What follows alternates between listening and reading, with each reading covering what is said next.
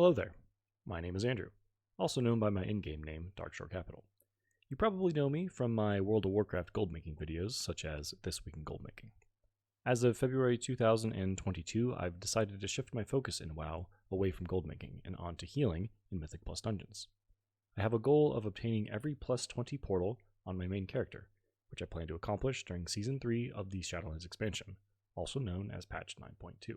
Throughout my journey, I'll be exploring different video and content styles to document my progress and share what knowledge I've learned. I feel like I can provide resources to help introduce new players to the Mythic Plus format.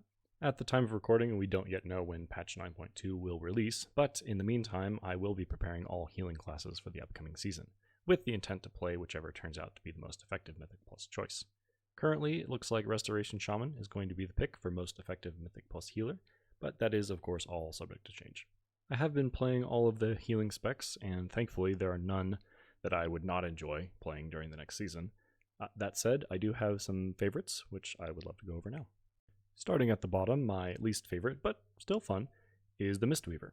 This is mostly due to my unfamiliarity with the class. I am still just developing all my muscle memory for the spec.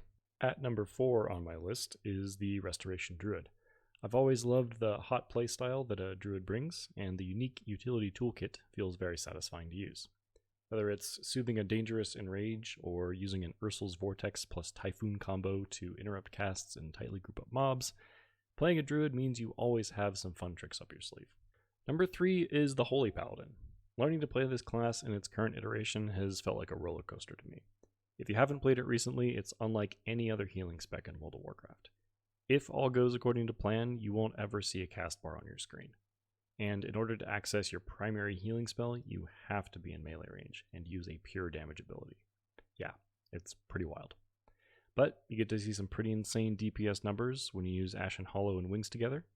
I often refer to this spec as the Zoomer spec because of how action intensive it is. Number 2 lands with the Priest healing specs.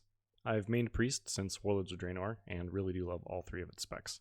The playstyle of Discipline in dungeons is very satisfying to play, and while Discipline might not be the top healer when it comes to damage output, from a gameplay feel perspective, actually doing the damage to generate healing clearly is the most fun and engaging. And finally, that leaves Restoration Shaman as my current favorite healer for Mythic Plus. The things I love about healing Shaman are access to a true ranged interrupt, very straightforward healing and damage spells, and a diverse kit of big healing cooldowns. In an emergency situation, I always feel like I have the tools to keep my party alive, and it's really just up to me to press my buttons correctly. So, there you have it. I'll be focusing my efforts in World of Warcraft on dungeon healing in the next season, along with progress updates and guides to help new players enter into running dungeons themselves.